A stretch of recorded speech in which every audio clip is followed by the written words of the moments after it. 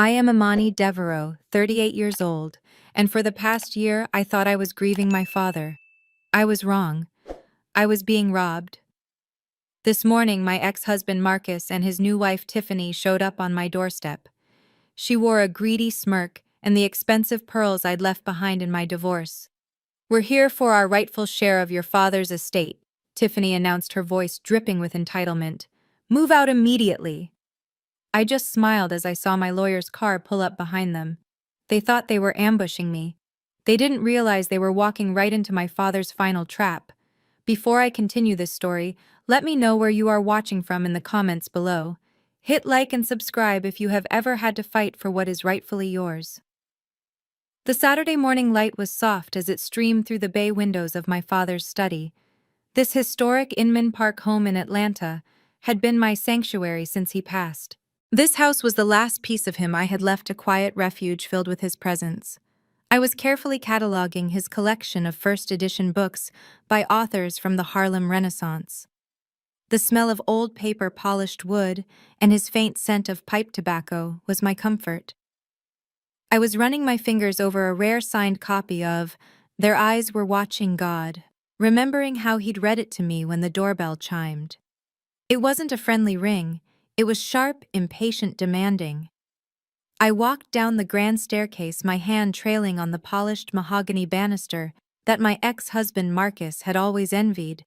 I wasn't expecting company. My grief had kept the world at bay just the way I liked it.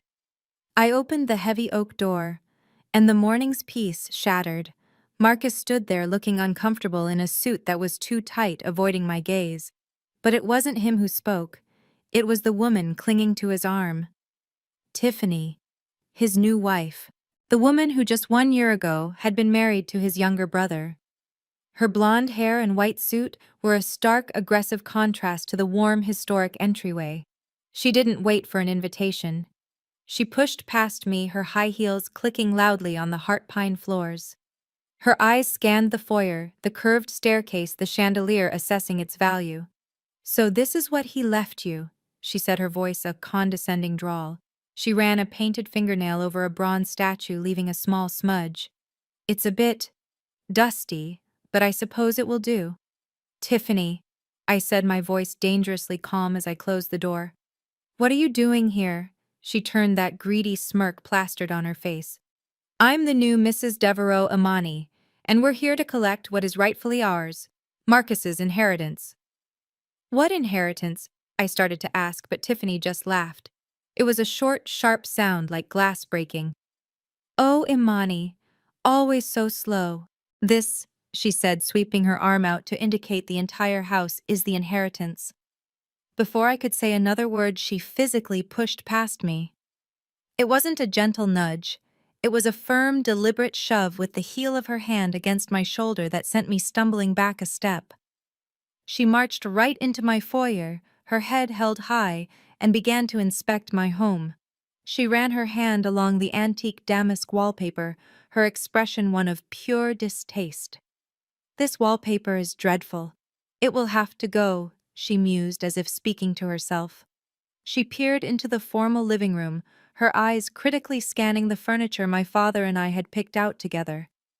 "And this furniture, it's so heavy. We'll replace it all with something more modern, something white." I stood by the open door, the morning breeze suddenly feeling cold. I watched her, this stranger, this woman who had helped destroy my marriage, walk through my home and plan its redecoration.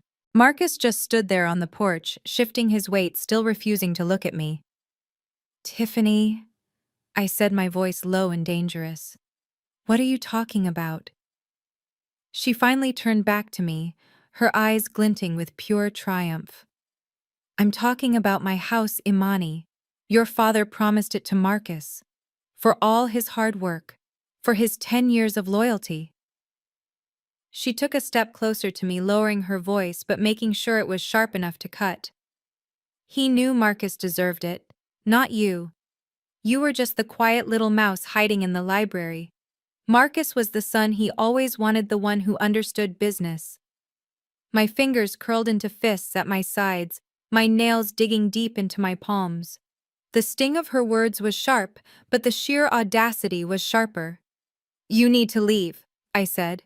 Tiffany laughed again, a high-pitched grating sound. "Oh, honey, you're the one who needs to leave. We're here for our rightful share. Your father promised. So pack your dusty old books and get out. We want to move in by the 1st of the month." She leaned in, her smile turning venomous. "Don do kuko rakai nya toi ngay tuk." She said it slowly, deliberately. She truly believed she had won. She thought I was just the quiet, bookish girl my father had raised. She had no idea who my father really was, and she had no idea at all who I had become. The air in the foyer was thick with betrayal. Tiffany stood blocking the hallway to the study, her arms crossed her face, a mask of smug victory. "He doesn't want to talk to you, Amani. You need to leave. This isn't your house anymore." I ignored her completely. My eyes were fixed on the man standing by the fireplace, the man who had been my father's most trusted advisor, his closest friend for over a decade. He was casually examining a silver picture frame, holding it as if he owned it. As if he owned everything. "Marcus." My voice was steady, much steadier than the sickening lurch I felt in my stomach.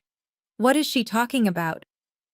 Tiffany stepped forward, inserting herself directly into my line of sight. "I'm handling the estate now. Dad left me in charge. He knew you couldn't handle it." I didn't even glance at her. My focus remained locked on the man in the expensive suit. "Marcus, you let her speak for you now. What are you doing here?" He finally looked up. His eyes, usually so kind when he looked at me, the eyes that had crinkled with warmth when he'd offered me advice at my college graduation, were now chillingly cold. He placed the picture frame back on the mantel with deliberate slowness. He walked forward, stopping just behind Tiffany, placing a possessive hand on her shoulder. My stomach twisted. This was worse than I thought. This wasn't just business. "Imani," he said, his voice smooth and devoid of any emotion. "Tiffany is right. You really shouldn't be here." "Shouldn't be here," I repeated, my voice rising despite my control. "This is my father's house, my house. His will was clear. He left it to me.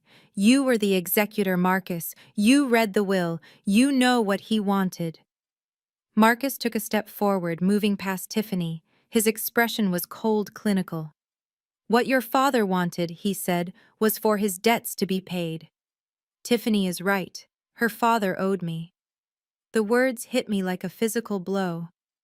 "Owed you for what you were, his friend. He trusted you with everything." 10 years, Marcus said, his voice dropping into a menacing purr.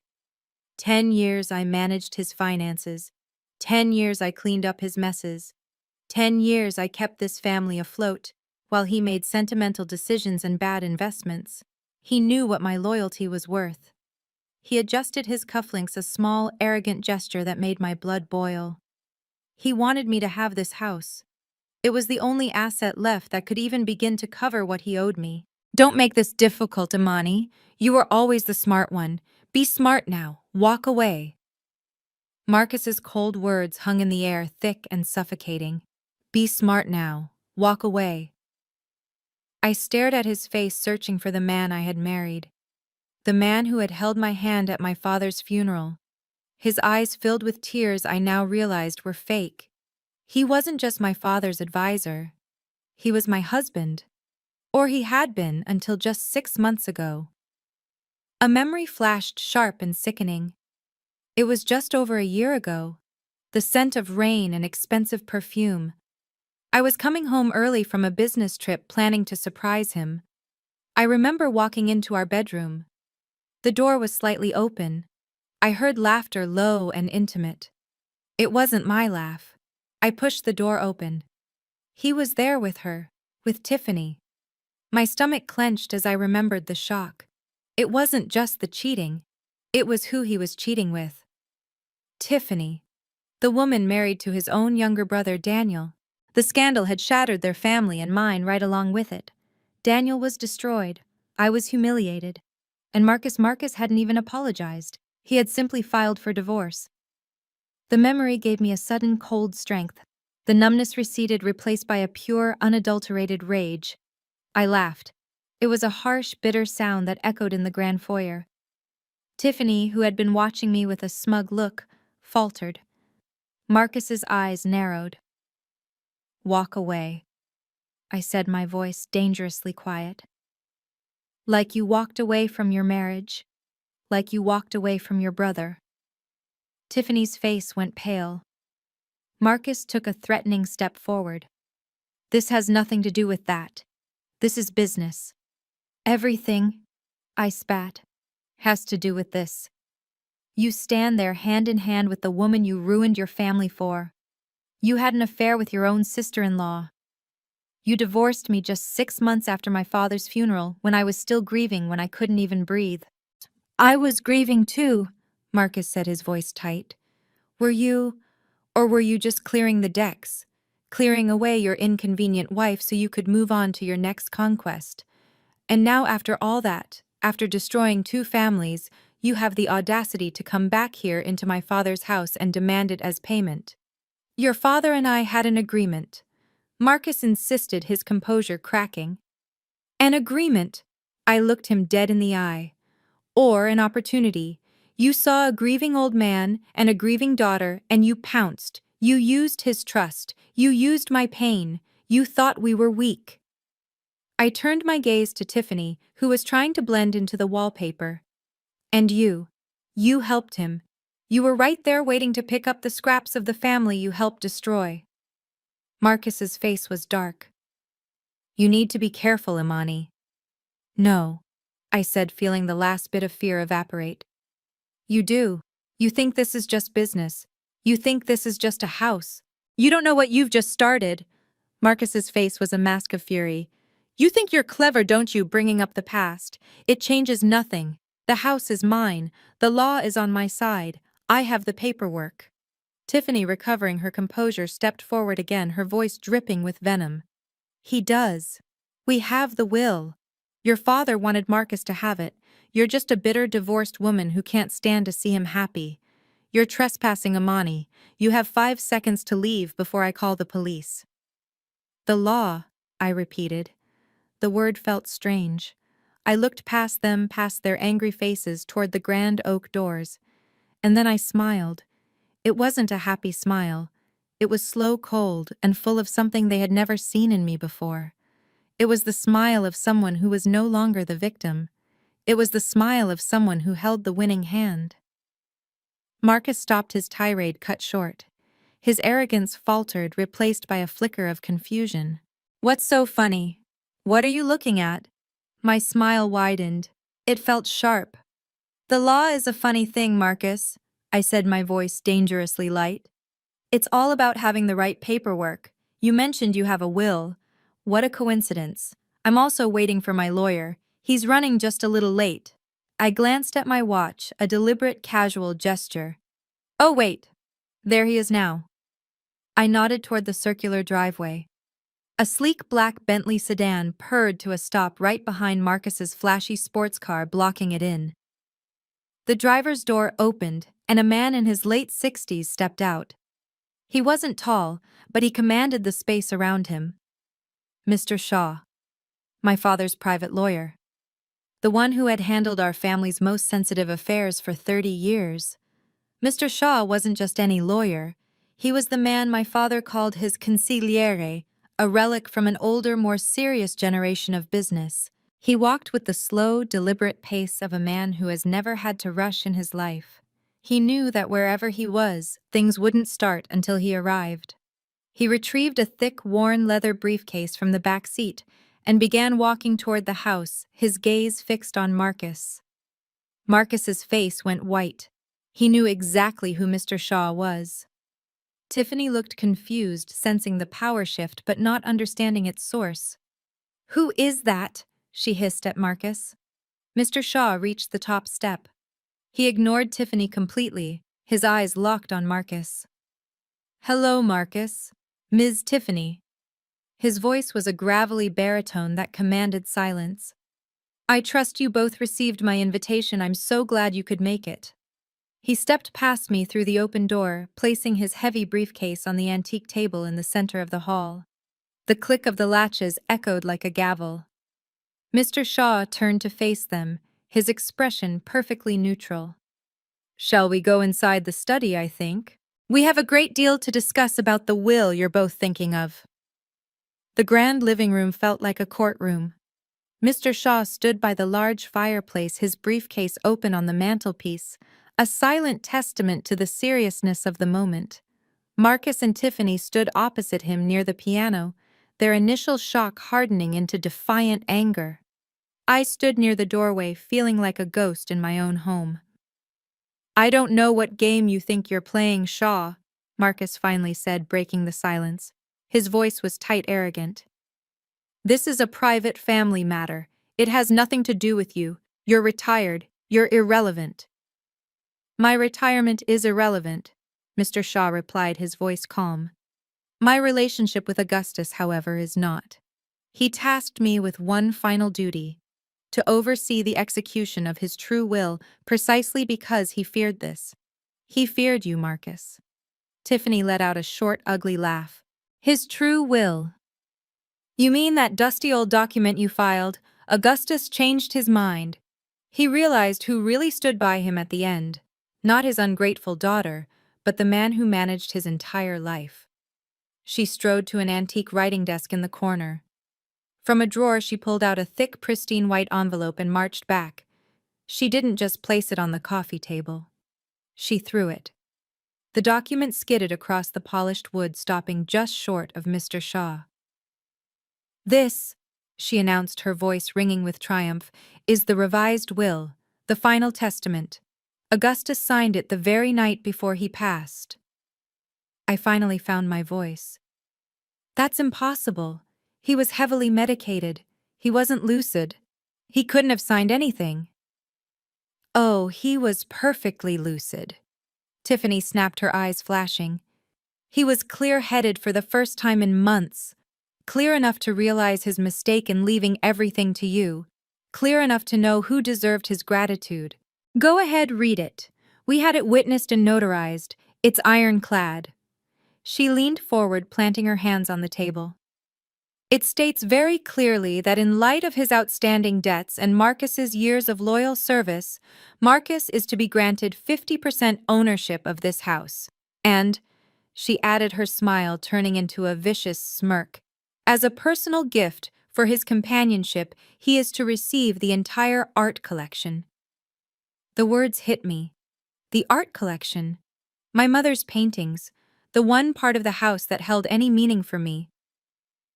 "He would never," I whispered. "He would never give away Mother's paintings." "He did," Marcus said, speaking for the first time since Mr. Shaw had arrived. His voice was cold, final. "He knew I appreciated their value. This document is legal. You can fight it if you want, Imani. Drag this through the courts. But you will lose. This is our house now." Marcus stepped forward, his expression shifting from cold confidence to one of deep manufactured hurt. He sighed, running a hand through his hair, as if exhausted by my lack of understanding. "Imani, please," he said, his voice now soft, pleading. "I didn't want it to be this way. I hoped you would see the truth." He walked over to the fireplace near Mr. Shaw, but didn't look at him. He looked at me. "You know how hard I worked for your father.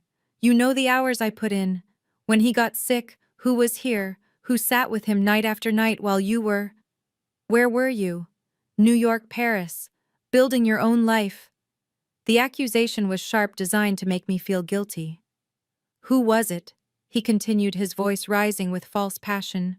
"Who held his hand when he was terrified?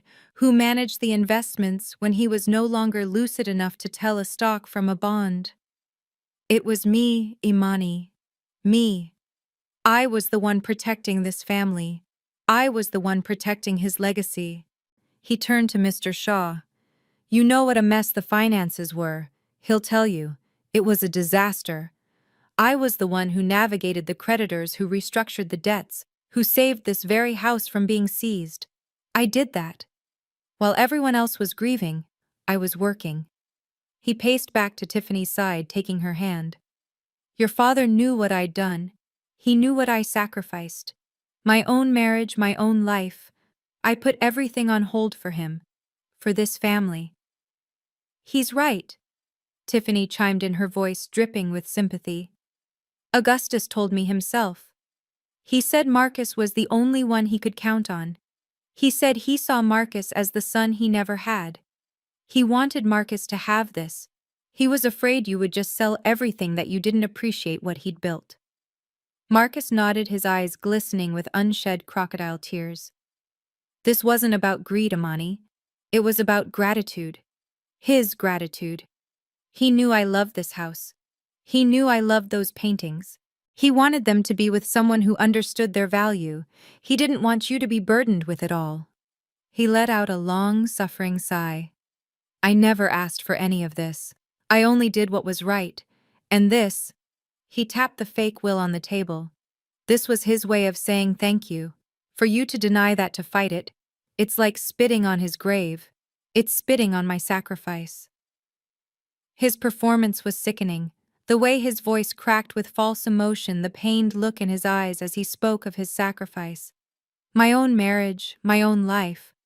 I put everything on hold for him. He was good. He was so, so good. And the most agonizing part, the part that twisted in my gut like a knife, was that I had believed him.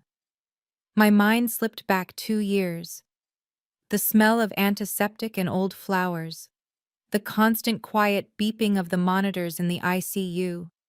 My father Augustus, lying in that hospital bed, looking impossibly small, tubes and wires, eclipsing the strong man I remembered.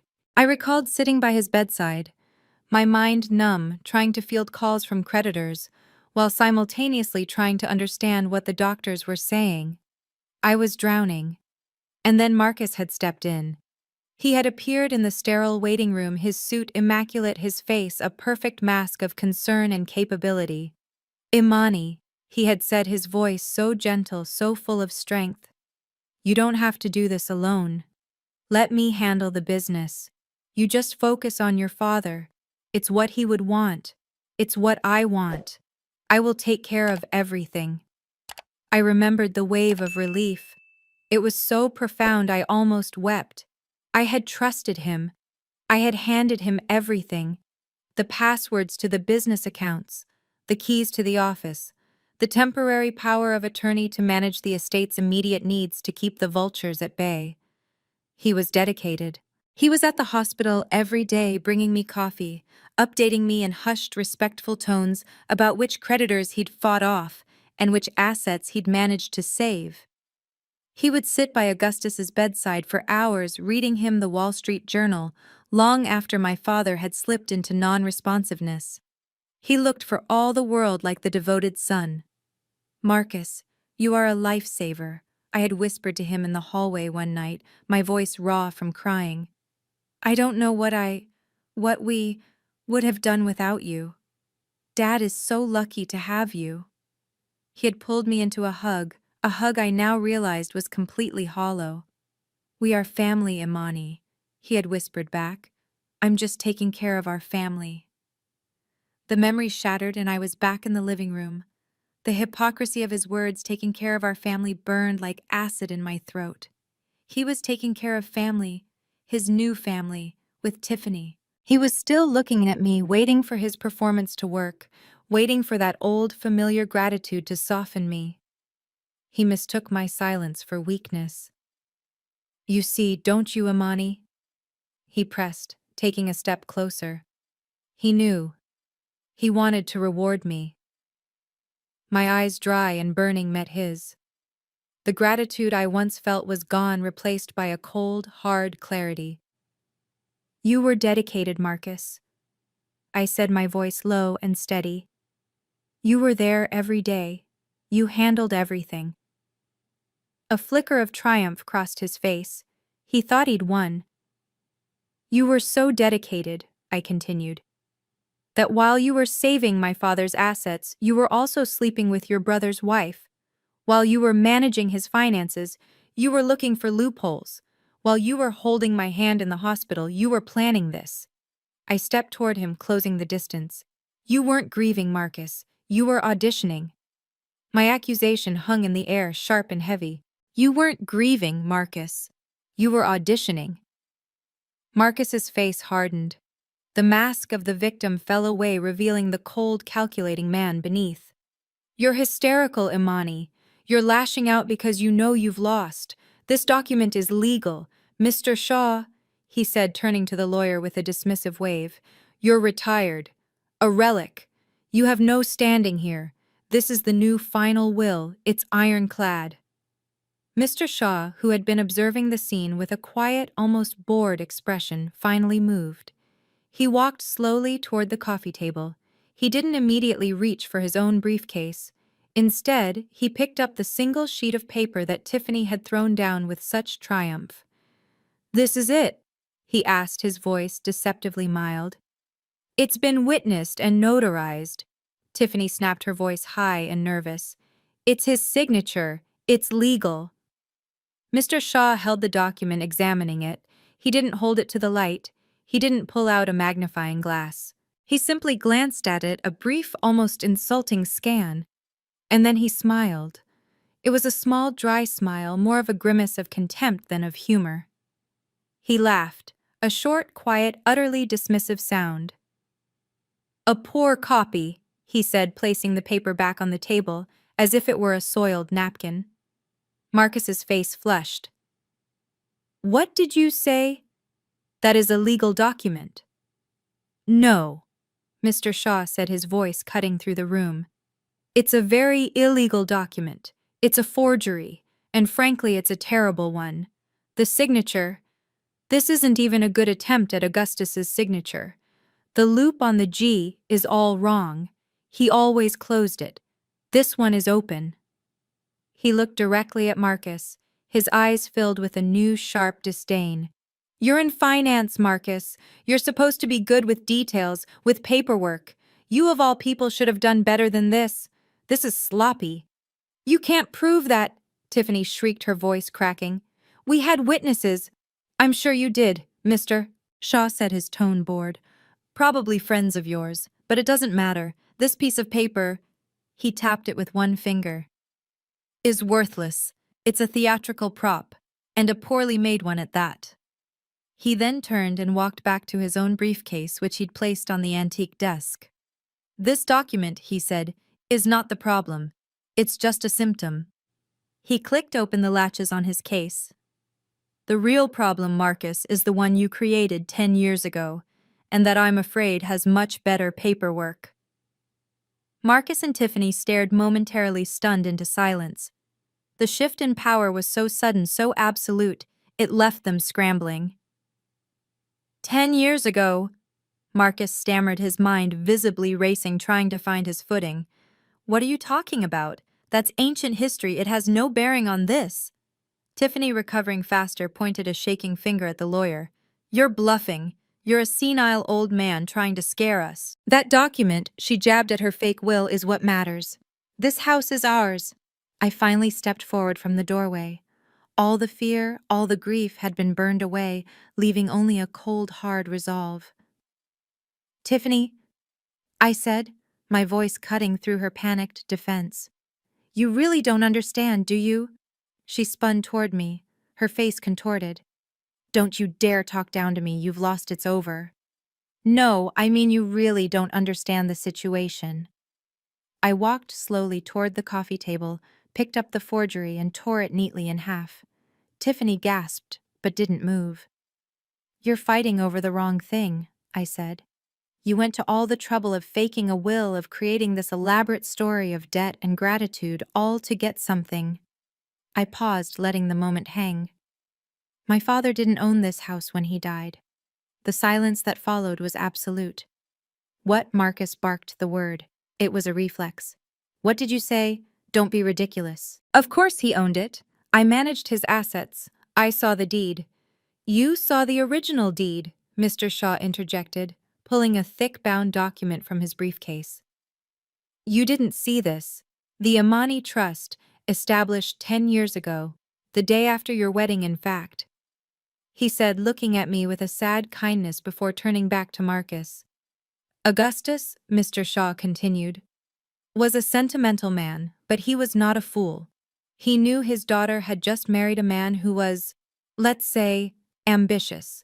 He created an irrevocable trust. This house, the grounds, and everything inside it, including the entire art collection, was transferred into that trust. Its sole beneficiary, his daughter Imani. I watched Marcus's face. The color drained from it. He wasn't just angry now. He was terrified. He wasn't just a forger. He was a fool. He couldn't have, Marcus whispered, his mind clearly sifting through every file he'd ever accessed, every conversation he'd had. He would have told me. Why would he tell you, Marcus? I asked. He didn't trust you. He just used you. He let you think you were in control of his finances, but the real assets, the ones that mattered, they were put away safe from you 10 years ago. This house hasn't been his to give away for a decade. Your forgery, even if it were perfect, is worthless. You're trying to claim something he didn't even own. That's a lie, Marcus roared, his voice cracking. He lunged for the document Mr. Shaw was holding, but the old lawyer simply held it out of his reach. You're lying. I was his financial manager. A transfer of this magnitude, I would have known it would have crossed my desk. No, Marcus, Mr. Shaw said, his voice laced with pity. It wouldn't have. Because Augustus was meticulous. He used a different firm. My firm. Precisely so you wouldn't know. He opened the bound document on the desk, the heavy pages turning with a soft, expensive whisper. Let me educate you, since you seem to have missed this in your thorough review of the family's assets. He pointed to the first page.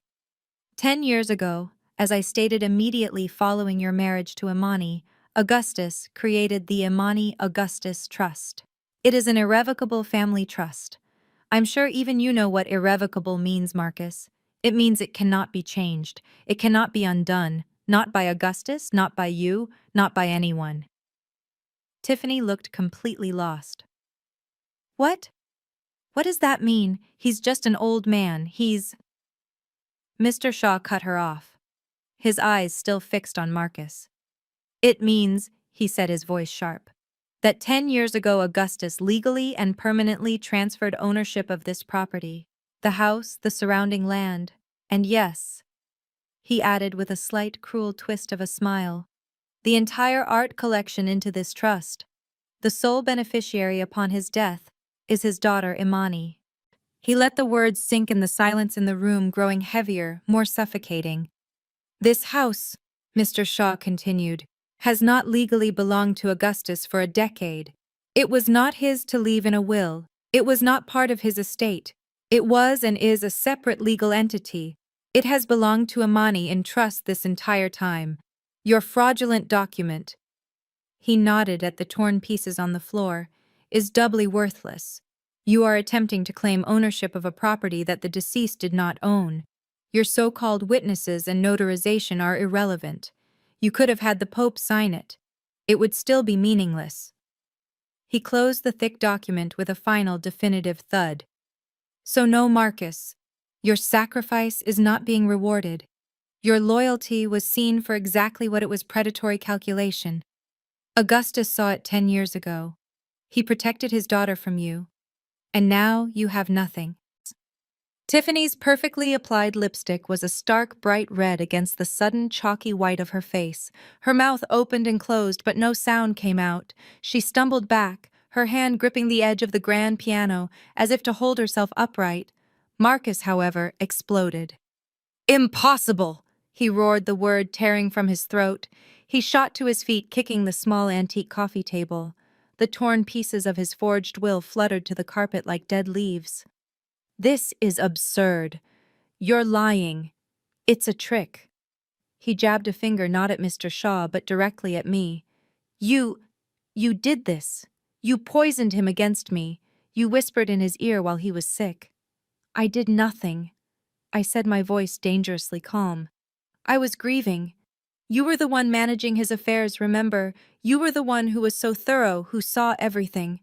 He promised me, Marcus yelled, his voice cracking, revealing the raw, desperate greed beneath the tailored suit. He began to pace, his hands clenched at his sides.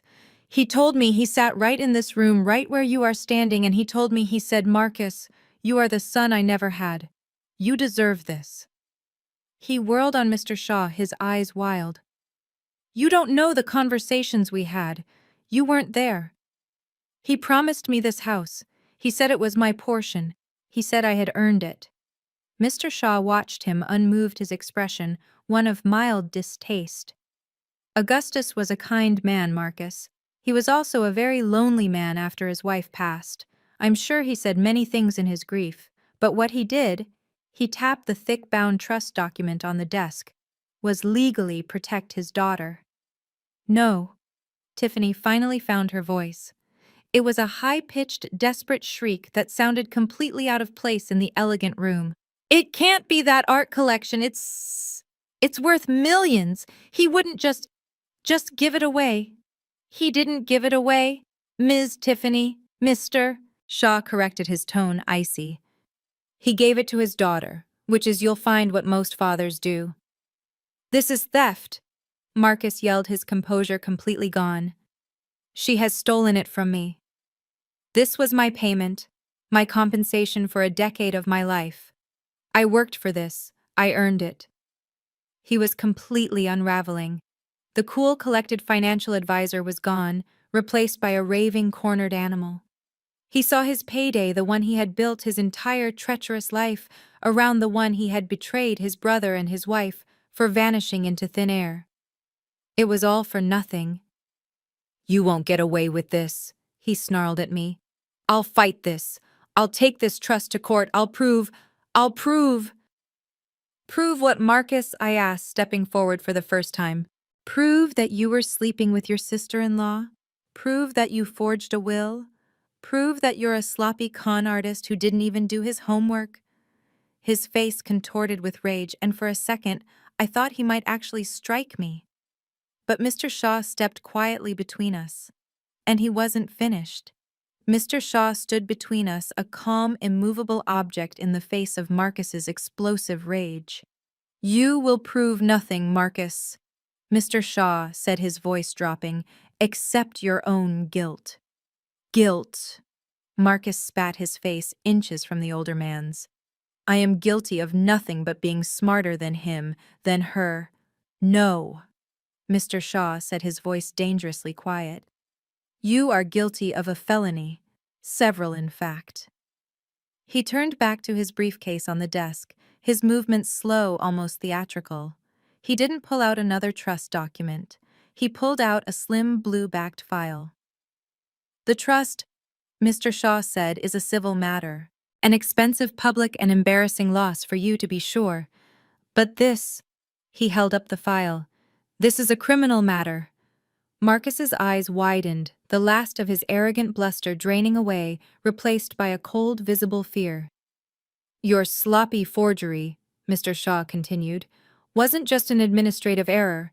It was a crime, conspiracy to commit fraud, forgery of a legal document, attempted theft of assets exceeding 7 figures. I took the liberty of forwarding your revised will to the district attorney's office yesterday. They were fascinated." He slid the file onto the table. "This is a copy of the criminal complaint. They're just waiting for my official affidavit to proceed." Tiffany looked from the file to Marcus, her face a mask of confusion and dawning horror. This was not part of the plan. Losing the house was one thing. Prison was quite another. "Marcus," she whispered, her voice trembling. "What is he talking about? What criminal complaint?" When Marcus didn't answer, when he just stared at the blue file as if it were a snake, her panic erupted. All her poise, all her smug superiority shattered. She whirled on him, her hands clenched into fists. "You told me it was a sure thing," she screamed, her voice echoing in the high-ceilinged room. "You told me it was perfect. You said the old man signed the papers." Marcus grabbed her arm. "Tiffany, shut up. Not here." But she was beyond reason. She ripped her arm from his grasp. "No. You told me. You said we would have this house. You said I'd be set for life. You said I'd never have to worry about Daniel or his alimony again. You promised me." She was sobbing now, mascara running down her pale cheeks. "You said you handled everything. You said you were smart. You're not smart. You're an idiot. A stupid, arrogant idiot. You've ruined everything." "Shut up," Marcus hissed, lunging for her, trying to physically cover her mouth. "You're making it worse, you fool." He was too late. In her panic, she had confessed to everything. Conspiracy, premeditation, motive. Mr. Shaw and I just stood and watched as the two of them collapsed, their entire treacherous partnership imploding under the weight of their own greed. The ugly, desperate sound of Tiffany's sobs filled the room as Marcus physically restrained her. His hand clamped over her mouth, his eyes wide with animal panic. "You fool!" he was hissing. "You've just confessed. Shut your mouth." "It doesn't matter what she says," I said, my voice cutting through their pathetic struggle. They both froze. Marcus slowly released his grip on Tiffany, who stumbled back, breathing in ragged, hysterical gasps. They both turned to look at me, their faces a mask of hate and fear. "He promised you, Marcus," I asked, my voice deceptively soft. "Or did you just promise yourself?" My mind flashed back not 2 years this time, but to the week after my father's funeral. I was a ghost walking through my own life, numb and directionless. Marcus had called, saying he had some sympathy cards from his office. I'd gone to his apartment, the one I used to share with him, to pick them up. I still had a key. I remembered letting myself in, calling his name. The apartment was quiet. I walked toward the bedroom thinking he was sleeping. I'd pushed the door open, and she was there. Tiffany. In my bathrobe, drinking my coffee as if she'd lived there for weeks. Marcus was in the shower. The look on her face when she saw me wasn't guilt. It was annoyance. Annoyance that I had interrupted her.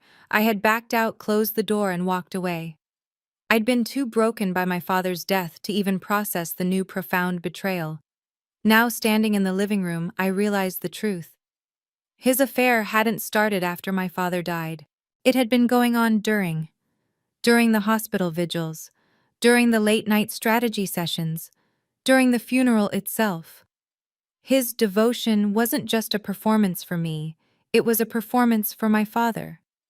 "You've been playing this game for years," I said, the pieces clicking into place with horrifying clarity.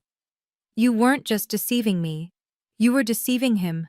While he was sick, while he was vulnerable, you were putting on this grand show of the devoted friend, the loyal son-in-law." "You don't know anything," Marcus spat, but his denial was weak.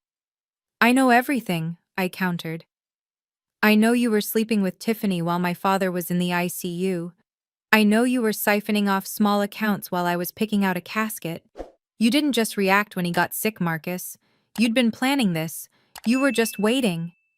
I looked at the forgery on the floor. "You tried to get him to sign it, didn't you, in the hospital? You brought him business papers, hoping he was too medicated to notice what he was signing. You tried to manipulate a dying man into handing over his legacy." I smiled, a cold, bitter smile. "But he was too smart for you. He was always one step ahead. He knew exactly who you were. That's why he set up the trust. That's why he had Mr. Shaw. He played you, Marcus. He let you think you were in charge while he made sure you could never touch what was important." Mr. Shaw let my final words hang in the air, allowing the full weight of Marcus's deception to settle in the room. Marcus was breathing heavily, his face pale and slick with sweat. He looked trapped. He was trapped. "Yes," Mr. Shaw finally said, walking back to the desk and his open briefcase. "Augustus was indeed one step ahead, in everything." You can't prove any of that," Marcus stammered, grasping at straws. "What Amani thinks she knows is just conjecture, hysteria. The only thing you have is a criminal complaint about a document that's now irrelevant." He tried to force a laugh. "So what? It's her word against mine. A civil matter. You have nothing." Mr. Shaw looked up from his briefcase, his expression grave. "Oh, Augustus did leave you something, Marcus. He left you a legacy, just as you'd hoped." Marcus's eyes, desperate, flickered with a sudden, idiotic spark of hope. What? What are you talking about? It's just not this house, Mr. Shaw said. He left you this. From his briefcase, Mr. Shaw did not pull out another will. He didn't pull out a letter. He pulled out a massive spiral-bound report over an inch thick. On its glossy white cover was the unmistakable deep blue logo of Deloitte, one of the largest forensic accounting firms in the world. He dropped the report onto the desk with a heavy final thud that echoed in the silence. What is that? Tiffany whispered, her voice barely audible. This, Mr. Shaw said, is the final audit, the one Augustus commissioned himself 6 months before he passed, the one he asked me to keep safe until the right moment. He looked at Marcus, his eyes like chips of ice. You were right about one thing, Marcus. You were there every day. You did have access to everything. You were so busy siphoning off accounts, creating shell corporations, and rerouting funds.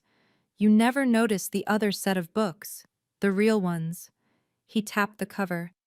This is a complete, detailed, and utterly damning forensic audit of every transaction you made for the last 10 years, every dollar you stole, every management fee you paid to yourself, every investment that was actually a transfer to your personal accounts. It's all here. Witness statements, bank records, IP addresses. He leaned in. Augustus didn't just protect his house, Marcus. He built your cage. Marcus stared at the thick-bound report on the desk. The Deloitte logo seemed to pulse in his vision. He was no longer just a failed con artist. He was a cornered criminal. An audit. He stammered the word, catching in his throat. That's standard procedure. It means nothing. Oh, this was far from standard procedure, Marcus, Mr. Shaw said, his voice laced with cold satisfaction. He rested one hand on the report. Augustus was a careful man. He was a sentimental man, yes, but he was also a brilliant businessman who built an empire from nothing. He knew character, and he knew your character. Mr. Shaw paused, letting the words hang. He knew his son-in-law was a talented financial manager. He knew you were ambitious. He knew you were sleeping with your brother's wife long before Imani did. He saw you. So 2 years ago, right when his health began to seriously decline, he hired an independent forensic accounting firm. He wanted them to take a very close look at your devotion. Tiffany looked like she was going to be sick. Marcus was frozen, his face ashen. The auditors were given access to everything, Mr. Shaw continued, his voice a relentless, steady drumbeat.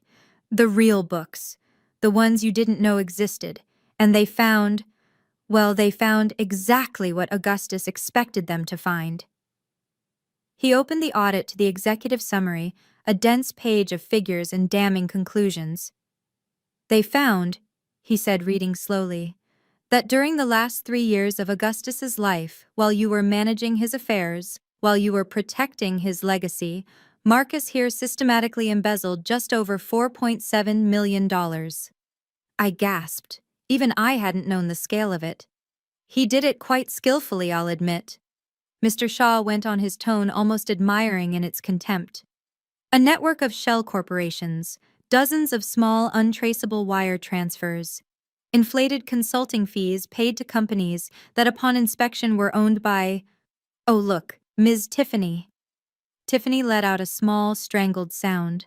And of course the classic, a series of large lump sum transfers to offshore accounts in the Cayman Islands, funds that were meant to pay taxes, funds meant for hospital bills, funds meant for the upkeep of this very house. You weren't just stealing from his business, Marcus, you were stealing from his life. You were draining him dry while pretending to be his savior. Mr. Shaw finally looked up from the report, his eyes locking on Marcus with the finality of a judge. Augustus knew. He knew it all. And he left this audit for this exact moment. Mr. Shaw flipped to the final summary page of the audit. He didn't look at Marcus. He looked at me as if to prepare me for the final ugly figure.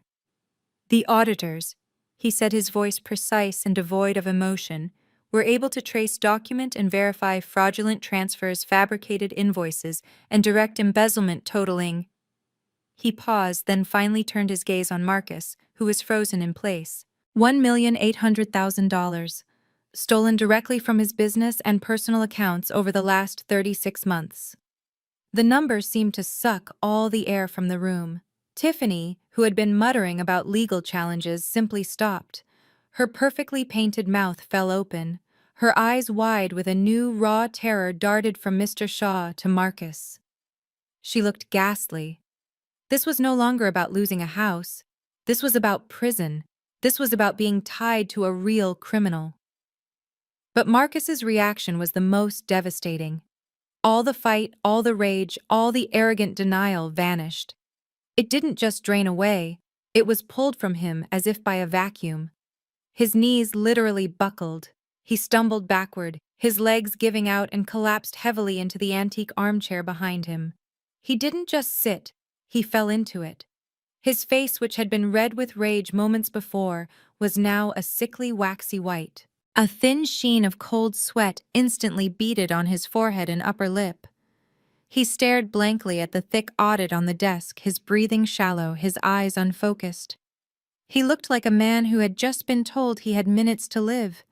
He was in every sense of the word a broken man. I stared at him. I stared at the report, the man I had married, the man who had pretended to grieve with me, the man who had managed my father's entire life. What? The word came out as a choked whisper. My mind couldn't hold the figure. $1.8 million. I looked at Mr. Shaw, my own voice trembling, needing to hear the words spoken plainly. He stole from him. He stole from my father. Mr. Shaw nodded once, his eyes full of a grim, sad finality. Yes, Imani. He didn't just betray your trust. He methodically robbed your father while he was dying. I looked at Marcus. Really looked at him slumped in that chair, a pathetic, sweating wreck of a man. The person I had loved, the man I had trusted, had never existed. He was a phantom, a construct. This creature, this hollow shell of greed, was the reality. And I felt a wave of such profound disgust roll through me that I nearly took a step back. It was physical, like the smell of rotten meat. $1.8 million. The number echoed in my head, and suddenly small, confusing moments from the past 2 years snapped into sharp, sickening focus. I remembered a conversation just last year. Marcus sitting with me at the kitchen table, his brow furrowed with concern. He had a laptop open showing me columns of red numbers. Augustus made some questionable investments before he got sick, Imani, he had said, his voice a perfect imitation of regret. This tech stock, it's completely bottomed out. We've taken a significant loss. I'm doing my best to staunch the bleeding, but we're going to have to be very careful. I remembered his hand on mine. We're going to have to thoroughly tighten our spending for a while, he'd said, just until I can rebalance the portfolio. Tighten our spending. He had convinced me to sell my mother's diamond earrings. He said we needed the liquidity to cover hospital expenses that insurance wasn't fully paying. I had cried as I handed him the box, and he had held me, telling me I was strong, telling me it was what my father would have wanted. He wasn't covering expenses, he was the expense. He was the drain. He was the reason the numbers were red. You made me sell my mother's jewelry, I whispered. The words were quiet, but they cut through the room. Marcus's head snapped up, his eyes dull and terrified. What? You told me we had to tighten our spending, I said, my voice growing stronger, colder. You told me Dad's investments were failing. You showed me spreadsheets, Marcus. Spreadsheets you must have faked. I walked closer, unable to stop myself, fueled by a pure, cold rage. Every time you said, "We're taking a loss," it meant you were taking a win.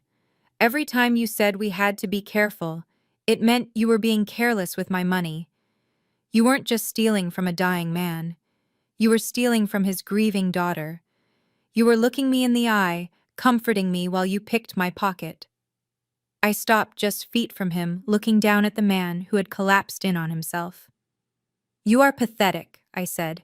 You're not a brilliant financial manager. You're not a con artist. You're just a parasite, a common greedy thief who got caught. Marcus shook his head, a pathetic, jerky movement. No, no, that's a misunderstanding. It's just bookkeeping. Errors. Augustus. He was confused at the end. He wouldn't. He tried to stand, but his legs wouldn't obey. He looked at me, his eyes pleading, searching for the gullible woman he had married. Imani, this is just a mistake. It is not a mistake, Marcus, Mr. Shaw said, his voice quiet but carrying the weight of an executioner. It is an audit, a complete and final audit. But why?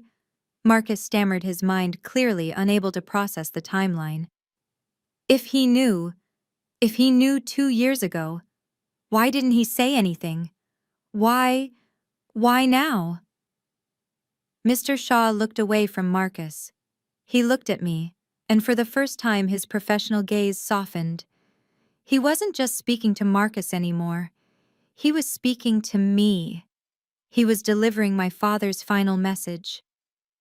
Because of her, Mr. Shaw said, nodding gently in my direction. Because of you, Imani. I looked at him confused. Me? Augustus. He knew. Mr. Shaw said, his voice heavy with the burden of the secret he had carried. He knew what Marcus was doing.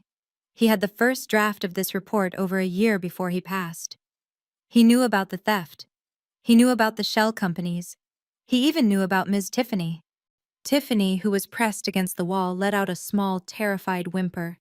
He wanted to fire him, Mr. Shaw continued. He wanted to call the police. He wanted to ruin him, but he didn't. He stopped. Why? I whispered, the word catching in my throat. Because Augustus didn't want to destroy his daughter with a criminal scandal while she was already grieving his death.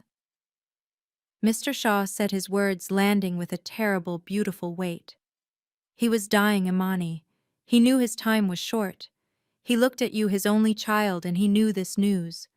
The knowledge that the man you had married, the man you trusted, was not just an adulterer, but a common thief. He knew that news would break you. He knew you couldn't handle both losses at once. Tears pricked my eyes. My father, he knew. So he kept quiet, Mr. Shaw said. He protected you. He swallowed his rage, and he let Marcus continue to play his little game, all while this audit was quietly compiling in the background. He let Marcus believe he was getting away with it because it was the only way to spare you. He did that, I said, looking at the shell of the man in the chair. He did, Mr. Shaw confirmed. He gave me this report, and he gave me one final instruction. Do not use this unless he comes for the house. Protect Imani first. But if he dares to come after her home, then you burn him to the ground. Mr. Shaw looked at Marcus, his face now completely devoid of pity. And today, Marcus, you came for the house. You forced her hand. You forced his hand. This is the legacy he left for you. The trap he set, built from a father's love and sprung by your own greed. Marcus's question hung in the air, a pathetic, strangled whisper. But why? If he knew, why let me stay? Mr. Shaw actually sighed. He walked to the window, looking out at the gardens my father had loved. For a moment he seemed to be speaking to the trees, not to us. Because Marcus, Mr. Shaw said, his voice heavy. Augustus was a complicated man. He was angry, but he was also considerate. He was trying to protect your family, the Devereaux family. Marcus just stared at his back. My family. Yes, Mr. Shaw said, turning around. Your brother Daniel, the man whose wife you stole, your parents. Augustus knew. He knew that if he had exposed you while he was alive, if he had you arrested for embezzlement, the scandal would have destroyed your entire family. It wouldn't have just been your name in the papers. It would have been theirs. He knew Imani was already suffering. He refused to inflict that kind of public humiliation on Daniel, too. He refused to add another victim to your pile.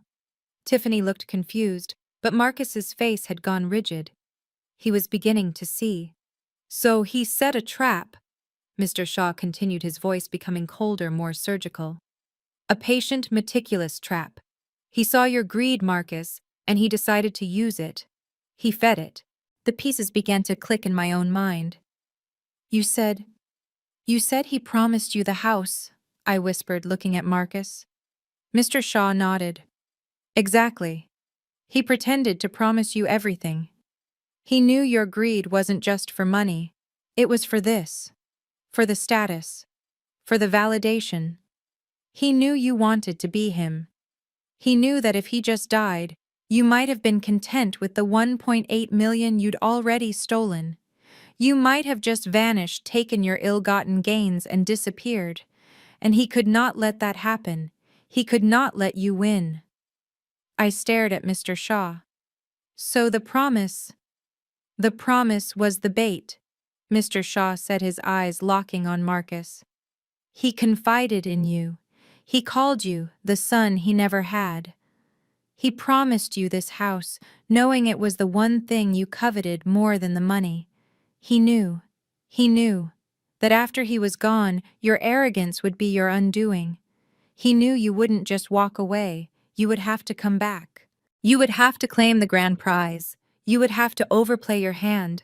And in doing so, you would expose yourself. You would walk right into the one final trap he had been setting for 2 years. Marcus was shaking his head, a small repetitive motion. No, no, no. Oh yes, Mr. Shaw said. He knew you'd be sloppy. He knew your greed would make you forge a will. He knew you'd show up here today full of righteous indignation to bully his daughter, and he knew I would be waiting for you, waiting with the audit. He didn't just die, Marcus. He waited. He waited for you to personally and publicly destroy yourself. Marcus shook his head, a pathetic, jerky movement. No, no, you cannot use it. You will not use it. You said it yourself. Augustus did not want a public scandal. He wanted to protect Imani. He wanted to protect Daniel. You will keep it quiet. You have to. He even looked at me, a desperate, pathetic attempt to leverage our broken marriage. Imani, tell him. He wouldn't want this mess, this circus. He was right about one thing. My father had not wanted this. Mr. Shaw nodded slowly, his face grim. You are correct, Marcus. Augustus did not want a scandal. He did not want to drag his daughter's name through the mud in a criminal trial against her own ex-husband. He found the prospect distasteful. He knew it would wound Imani deeply, perhaps irrevocably. A flicker of light of insane hope returned to Marcus's eyes. He saw an opening. He thought this was a bluff. So you won't file it. You're trying to scare me. You're trying to scare me into walking away from the house. Oh, Marcus, Mr. Shaw said, and the profound pity in his voice was the most cutting thing I had ever heard. You still don't understand, do you? After all this, you still think you are the smartest man in the room. He picked up the torn forgery from the floor and the thick audit from the desk, holding one in each hand as if weighing them. Augustus didn't prepare this audit, he said, holding up the Deloitte report, to force a criminal trial. He prepared it to prevent this exact moment, the moment you showed up with this. He tossed the fake will back onto the coffee table. He knew you would never ever sue Imani for this house. He knew you would never take this will to probate court. Why wouldn't I? Marcus spat, the old arrogance returning faintly, desperately. Because, Mr. Shaw said, his voice a surgical instrument. To do so, you would have to initiate a legal proceeding. You would have to stand before a judge and claim that your document supersedes her trust. And the moment you filed that suit, the moment you tried to legally claim this house, this audit would become discovery. It would be filed as a public exhibit. Your attorneys would have to see it. Imani's attorneys would have to see it. The judge would have to see it. You, Marcus, would be legally forcing us to reveal your crimes to the world. He placed the audit back on the desk. Augustus didn't set a trap that required him to do anything. He set a trap that required you to do everything. He trapped you with your own greed. He knew you would come here today. He knew you'd try to bully Imani. He knew you'd threaten to sue. And he knew in the end you would do nothing, because he had you. You cannot fight for the house without exposing the embezzlement. You cannot keep the money and get the house. He forced you to choose. Mr. Shaw looked at the man who had destroyed my life. He knew you'd have to walk away with nothing or lose everything, and that Marcus was his justice. Marcus sat in the chair, utterly broken. The sweat on his face was cold. He was a man, hollowed out, the last of his arrogance and rage, having evaporated, leaving only the terror of consequence. Tiffany was pressed against the far wall, as far from Marcus as she could get, her eyes wide, silent. She was no longer crying. She was calculating her exit. Mr. Shaw watched Marcus for a long, quiet moment. He reached back into his briefcase, past the bound trust document, past the criminal complaint, and retrieved one final slender folder. He did not toss this one. He did not drop it. He walked slowly, deliberately across the room and placed it gently on the table in front of the collapsed man. "And this, Marcus," Mr. Shaw said, his voice now devoid of all anger, all contempt, "is the actual legacy Augustus left for you. This is the final piece of his will concerning you." Marcus flinched, as if expecting the paper to burn him. He stared at it, unable to comprehend. "It's not an audit," Mr. Shaw said. "It's not a criminal complaint. It is a non-prosecution agreement." Marcus looked up, his eyes dull, confused. "What?" "Augustus was a complicated man," Mr. Shaw repeated. "He was angry, but as I said, he wanted to protect his daughter from the public humiliation of a trial. He wanted to protect Daniel's family name from being dragged through the mud. He wanted this filth handled quietly. So he left one final option, a path he assumed your own self-preservation would force you to take." Mr. Shaw tapped the document. "This is a non-prosecution agreement drafted by me on behalf of the Imani Augustus Trust. It is in effect a full confession." He opened the folder for Marcus, revealing the signature lines at the bottom. "You will sign this. You will acknowledge the findings of the Deloitte audit. You will admit in writing to the misappropriation of $1.8 million. You will agree to a judgment lien against you for the full amount plus interest. You will waive any and all rights to contest the trust, the original will, or any of Imani's assets forever." "And in exchange," Marcus whispered, his voice a dry rasp. "In exchange," Mr. Shaw said, "the Imani Trust will not forward the audit or my affidavit to the district attorney's office. We will not pursue criminal charges. We will agree to handle this as a civil debt." Mr. Shaw leaned in, his voice dropping. "Make no mistake, this is not forgiveness. This is a leash. You will be ruined, Marcus. We will collect this debt. We will garnish your wages. We will seize your assets. You will spend the rest of your life paying back what you stole, but you will do so as a free man, not as a federal prisoner. Augustus, in his final act, is giving you a choice: financial ruin or total annihilation. He is allowing you to choose your prison." Marcus's head was spinning.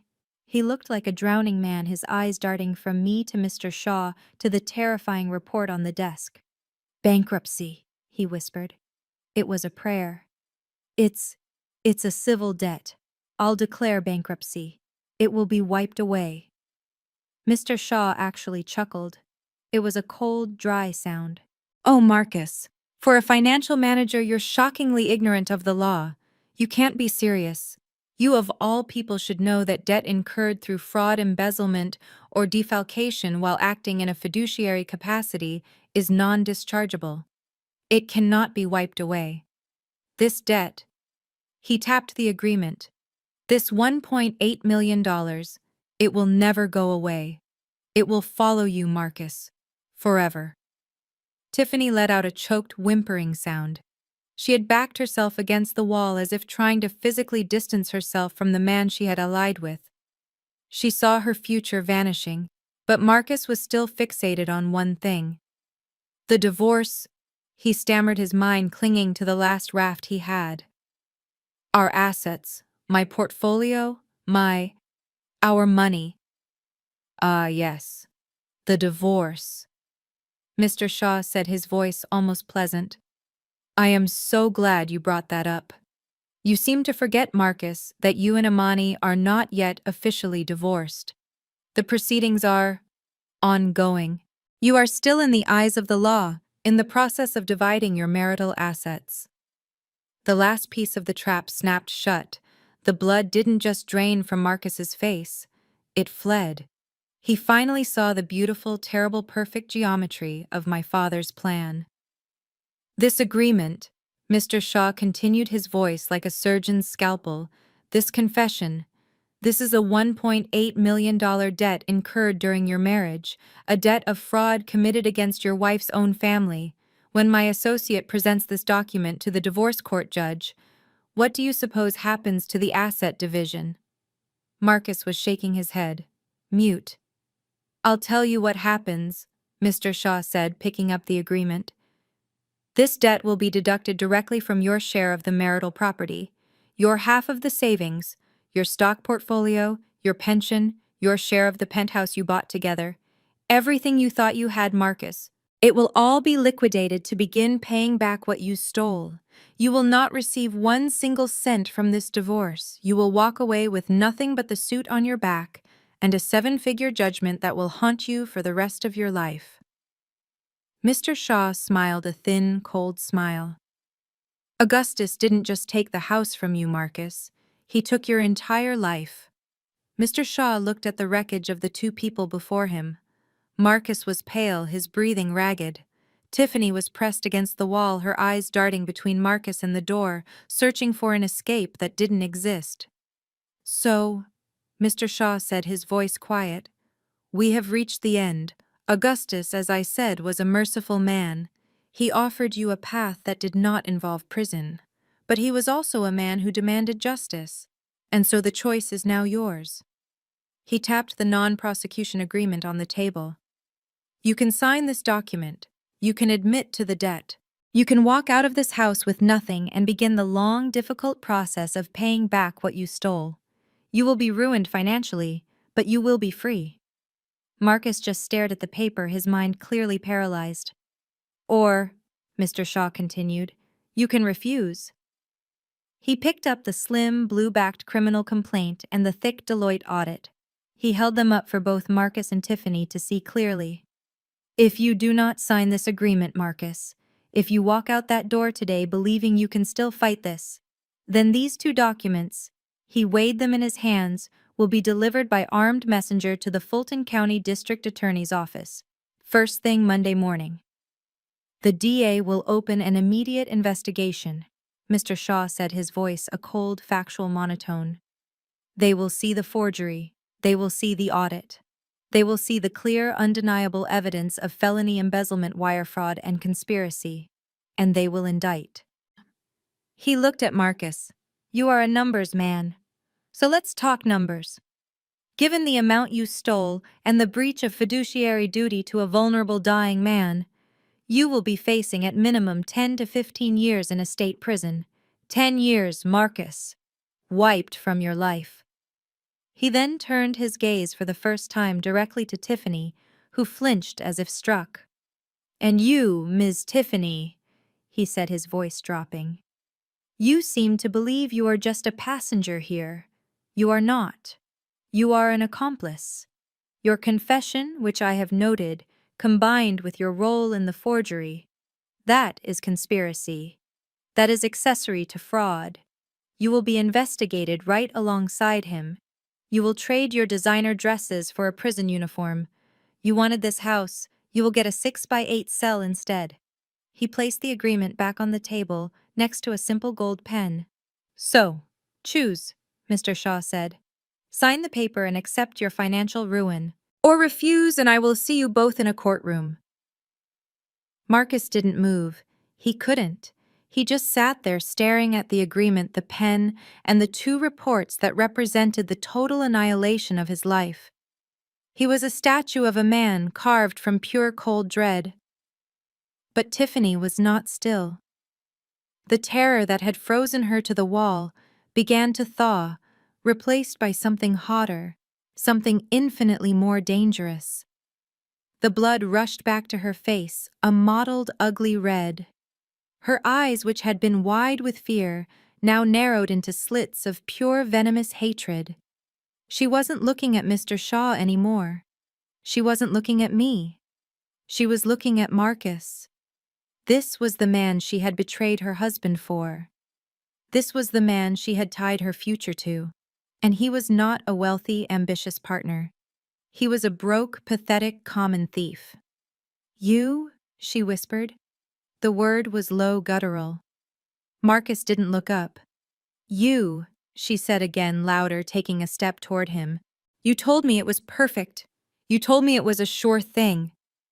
She took another step, her voice rising to a shriek. "You told me we would be rich. You promised me. You said this house was just the beginning. You said the art collection alone would set us up for life." Marcus flinched but still didn't speak. "You're a thief!" she screamed, her perfectly manicured hands balled into fists. "A stupid little thief. You didn't just lie to them, you lied to me." "Tiffany, please." He finally managed, his voice a hoarse croak. "Please what?" she spat. "Please be quiet. Please don't tell everyone that the great Marcus Devereaux is a fraud. You're not just a failure. You're broke. You have nothing. You don't even have a share of your own divorce. He's taking everything." She laughed, a horrible, tearing sound that was half a sob. "I left my husband for you. I blew up my entire life. For this. For a man who is going to spend the rest of his life paying off a debt he can't even afford. You don't have a cent. You are nothing." She was standing over him now, her face contorted. "I won't. I won't go to prison for you. I won't be tied to you. You did this. You and your stupid, sloppy mistakes." She spun around and looked at Mr. Shaw, her eyes wild. "I had nothing to do with the money, the embezzlement. That was all him. I barely knew him. He used me." Mr. Shaw simply raised an eyebrow. "Your name is on the Shell Corporation's Ms. Tiffany, and your voice is on the recording conspiring to defraud an heir. You are in this just as deep as he is." Tiffany's face crumpled. The realization that she couldn't escape, that she was chained to the very man she now despised, was the final blow. She looked back at Marcus, her hatred absolute. "I will ruin you," she whispered, her voice trembling with rage. "You think they will burn you? You haven't seen anything yet." Marcus didn't even hear Tiffany's threats. Her rage was just white noise in the background of his own terror.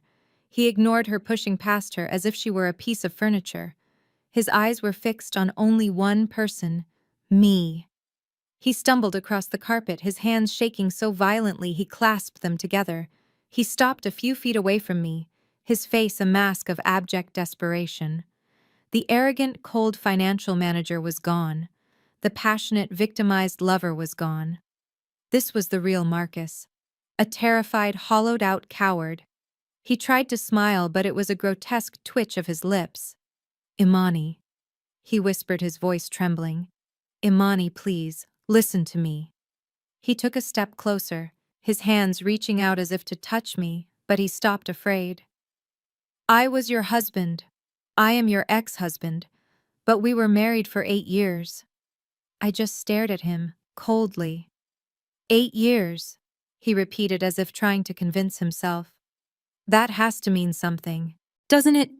We had so many memories, good memories.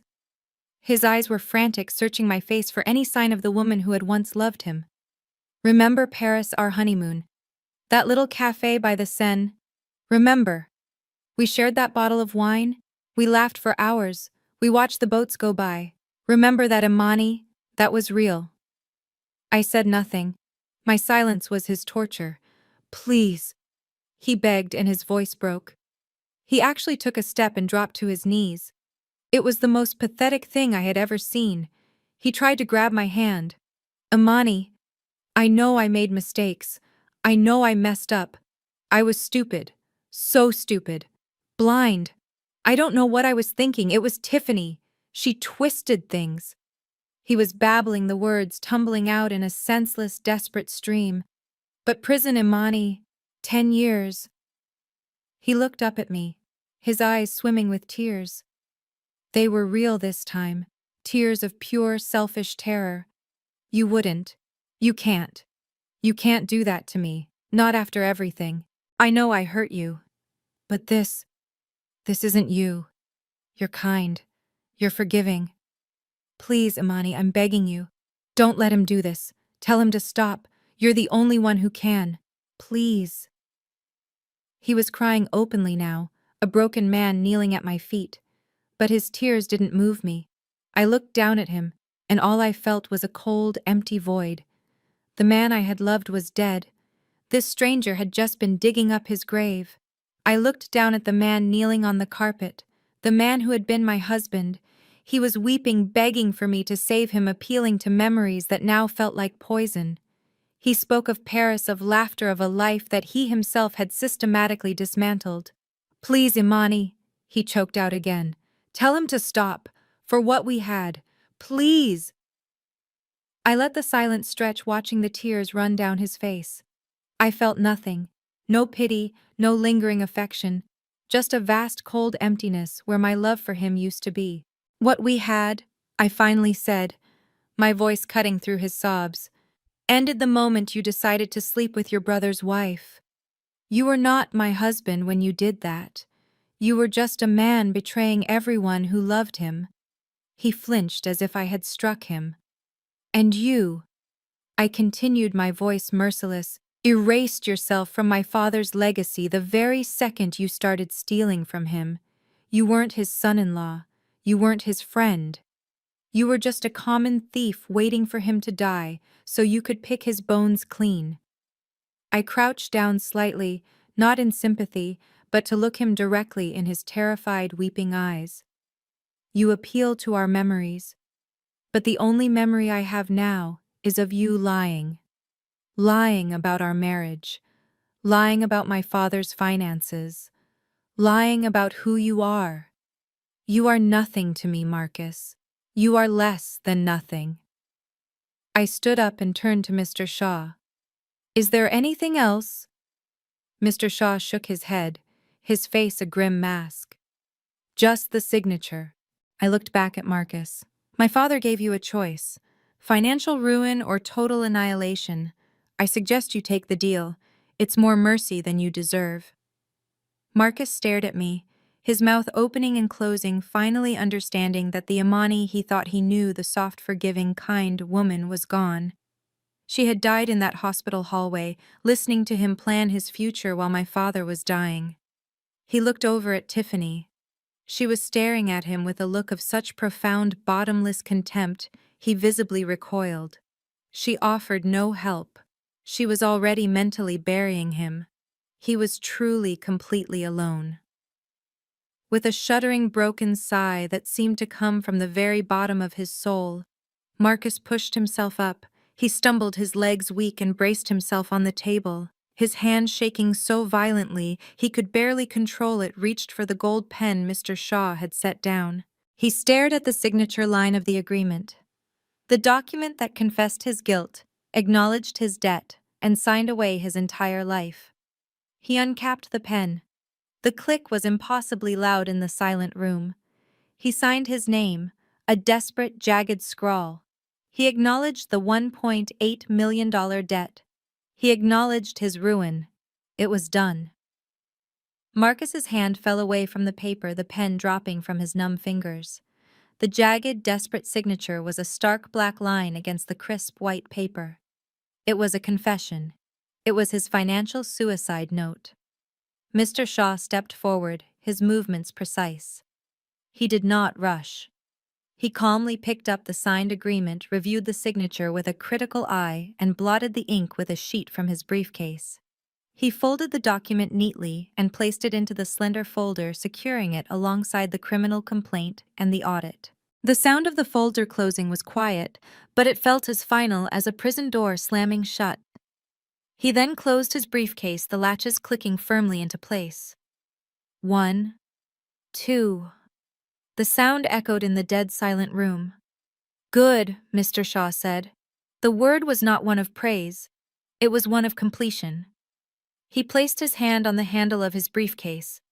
Now, he said, his voice completely neutral, I suggest you two leave my client's house. Marcus didn't react. He was still staring at the empty space on the table where the agreement had been. He seemed incapable of movement. Tiffany, however, reacted with a jolt as if waking from a nightmare. What? Leave you? You can't just throw us out. Mr. Shaw turned his head slowly to look at her. I am not throwing you out, Ms. Tiffany. I am informing you that you are trespassing. This, he gestured to the room around them, is Ms. Imani's property. Your presence here is no longer welcome. You can't, she sputtered, looking at Marcus for support, but he was gone, a hollow shell in an expensive suit. I had nothing to do with this. It was him. He lied to me. I'm a victim here too. Is that so? Mr. Shaw replied, his voice dangerously soft. Your name is on the shell corporations. Your voice is on the recordings. Your signature is on the fraudulent will as a witness, perhaps even as a co-conspirator. You are not a victim, madam. You are an accomplice. He picked up his briefcase, his final act done. Marcus's criminal charges will be held in abeyance pending his full compliance with the civil judgment. Your legal jeopardy, however, is just beginning. He looked at her, his eyes cold. And Tiffany, he said, I strongly advise you to find a good lawyer, a very good lawyer. You are going to need one. He turned to me and nodded once, a sign of respect. Imani, I will be in touch tomorrow to begin the asset transfer. He then walked past the broken pair and out the front door, leaving me alone with them. I looked at Marcus, still collapsed in the chair. I looked at Tiffany, pressed against the wall, her face a mask of terror and rage. Get out, I said. It wasn't a shout. It was a quiet, firm, final command. Get out of my house. Mr. Shaw stood by the open door, a silent sentinel watching as Tiffany tried to process her new reality. Her eyes darted from the now empty chair where Marcus had sat to the door and finally to Mr. Shaw. I had nothing to do with this, she whispered, her voice hoarse. I'll testify. I'll tell you everything. It was all him. He tricked me. Mr. Shaw looked at her, his expression not one of pity, but of profound indifference. That will be between you and your new lawyer, Ms. Tiffany. I'm sure you'll find your testimony very useful in your own plea negotiations. He then added as a simple matter of fact, and I'm afraid your marriage to Marcus may be very short-lived, or perhaps very long depending on your perspective. You see, by signing that agreement, he has just officially declared his insolvency. He is for all intents and purposes bankrupt.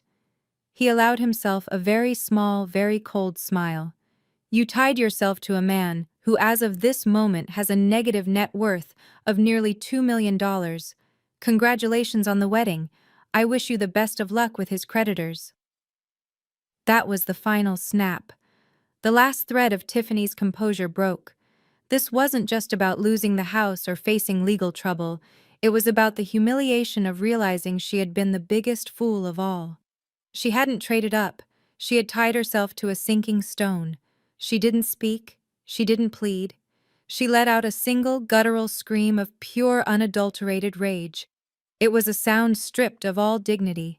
She grabbed her expensive handbag from the floor, and without looking at me or Marcus again, she stormed out of the front door, her heels clattering wildly on the marble floor. She ran down the steps, shoving past Mr. Shaw, and disappeared from view. Marcus finally stirred. He pushed himself up from the chair, his movements stiff, agonizingly slow. He looked like a man who had aged 20 years in 20 minutes. His shoulders were slumped, his face was gray, and his eyes were completely empty. He was a ghost. He didn't look at me. He couldn't. He shuffled, lurching slightly toward the open door. He didn't have his arrogance. He didn't have his anger. He didn't have his fabricated victimhood. He had nothing. He was just a shell. He staggered out onto the porch, following the woman who had just publicly despised him into a future that held nothing for either of them. Mr. Shaw looked at me, nodded once, and pulled the grand oak door shut. The heavy click of the lock echoed in the massive silent foyer. It was over. I was alone. I was in my house. And I was finally free. The heavy front door clicked shut, plunging the grand foyer into a profound, echoing silence. The only sounds were the distant ticking of the grandfather clock in the hall, and the faint sound of a car engine starting, then fading away down the long drive. Marcus and Tiffany were gone. I stood in the middle of the living room, the sunlight streaming in through the tall windows, illuminating the dust motes dancing in the air. The room felt impossibly large, empty. The oppressive, angry energy was gone, leaving a clean, quiet void. Mr. Shaw was methodically packing his briefcase. He closed the latches with two final, satisfying clicks. He looked at me, his stern, lawyerly expression softening for the first time. "Are you all right, Imani?" I let out a breath I felt like I had been holding for 2 years. "I think so," I whispered. It's just a lot to process." "Indeed," he said. He walked over to the fireplace and looked up at the portrait of my mother that hung above it. Augustus was a remarkable man. He knew all this time, I said more to myself than to Mr. Shaw. He knew Marcus was stealing from him. He knew he was with Tiffany. He knew everything, and he just let it happen. He didn't just let it happen, Mr. Shaw corrected, turning to face me. He managed it. He contained it. He understood that his greatest asset wasn't his company or his money. It was you, and he protected you in the only way he knew how. Tears pricked my eyes, but they weren't tears of sadness. They were tears of a deep, complicated gratitude. He set a trap. He used Marcus's own greed against him. Augustus was a brilliant strategist, Mr. Shaw agreed. He knew that if he simply had Marcus arrested, the scandal would have been devastating for you. It would have been your name, your marriage, your reputation dragged through the mud. He knew you were already grieving. He refused to put you through that. He couldn't bear to be the source of more pain for you, even from beyond the grave. He paused, adjusting his tie. He was an extraordinary man. He knew you were strong enough to protect yourself if you had to. He saw your strength long before you did. But he still wanted to make sure he was the one to protect you one last time. I looked at the portrait of my mother, and for the first time I understood the quiet, patient love of my father. It wasn't loud or demonstrative. It was meticulous. It was strategic. It was a perfectly executed, decade-long plan to ensure his daughter's ultimate safety. He really loved me," I whispered. "More than anything," Mr. Shaw confirmed. He gestured to the house, the art, the trust. This was just his way of making sure the monsters couldn't get you. The door clicked shut, and Mr. Shaw was gone. The silence that filled the grand foyer was absolute. A heavy, profound stillness that was the complete opposite of the chaos that had just unfolded. Marcus and Tiffany were gone. The shouting, the threats, the desperate, ugly sobs. All of it had vanished. I stood alone in the living room. Sunlight streamed through the tall arched windows, the same windows I had looked through as a child. The light illuminated the portrait of my mother, her gaze soft and knowing. I felt quiet. The rage was gone. The shock was gone. Even the deep, aching grief for my father felt different, transformed. I walked slowly to the built-in bookshelves that flanked the fireplace. My fingers traced the spines of the books, leather and old paper, the faint familiar scent of my father's study. These were his real treasures. History, philosophy, biographies of great strategists. My hand stopped on a heavy, dark green leather-bound volume. Meditations, by Marcus Aurelius, my father's favorite. The irony of the author's name was not lost on me. I pulled the book from the shelf, its weight familiar in my hands. I opened the cover, and the first page bore my father's elegant, strong signature. Augustus. I sank into his deep leather armchair, the very one Marcus had collapsed into just minutes before. I held the book in my lap and smiled. A real, genuine smile. My father. He wasn't just a sentimental man who loved his daughter. He was a warrior.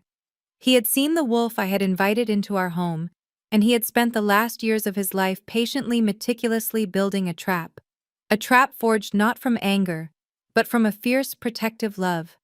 He didn't just leave me a house, he left me justice. He left me peace.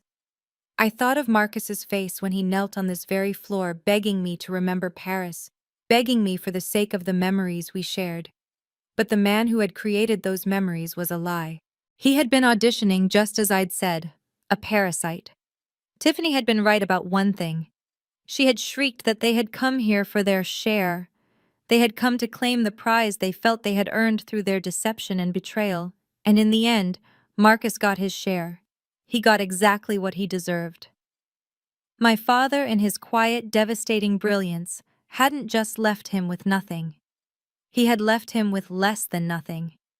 He left him with a public humiliation, a signed confession of his own crimes, and a non-dischargeable multi-million-dollar debt that would shadow him for the rest of his miserable life. He wanted my father's legacy.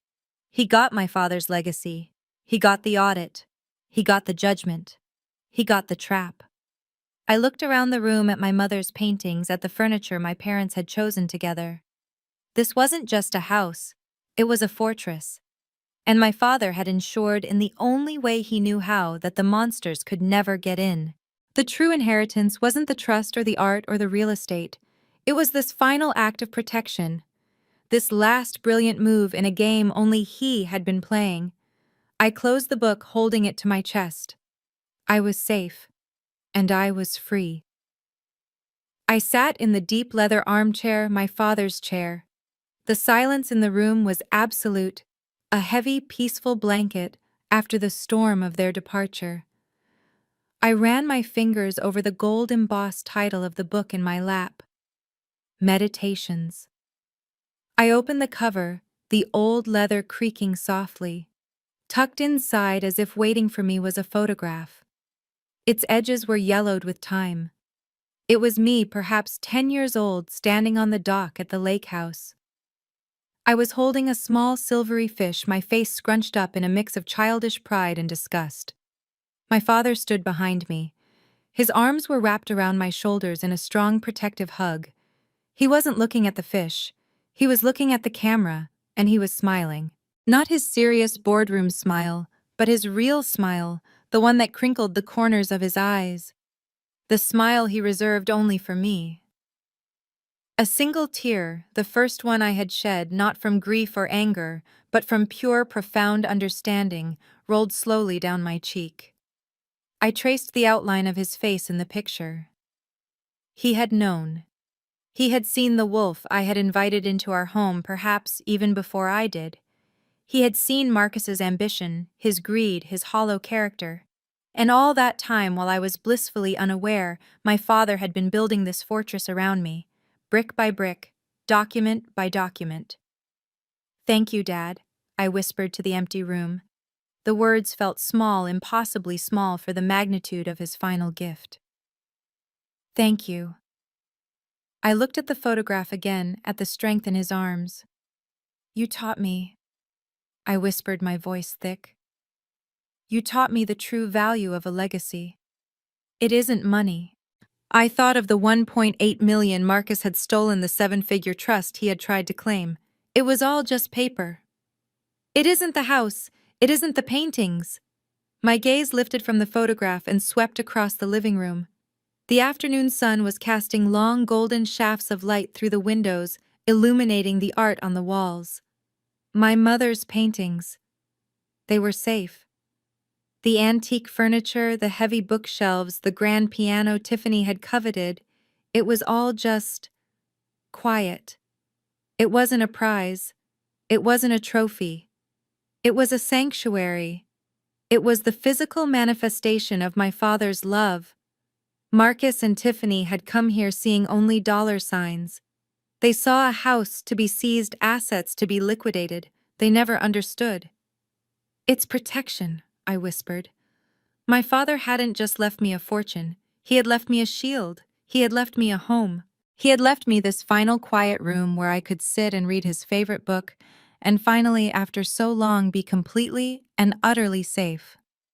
I closed the book, holding the photograph close, and for the first time since my father's illness, I felt a profound sense of peace. He was gone, but he had never really left. This story reveals that the deepest betrayals often stem from calculated greed exploiting trust during times of vulnerability. It teaches a powerful lesson in foresight and strategic patience. True protection isn't always a loud defense. It can be a quiet, meticulous plan set in motion years in advance, as Augustus did for Imani. He understood his daughter's strength, but still provided a final, definitive shield. The ultimate justice came not from immediate confrontation, but from allowing the betrayer's own arrogance and greed to spring the trap. It's a chilling reminder that true legacy isn't just wealth, but protection. If you have ever been underestimated by those closest to you, share your story of vindication in the comments below.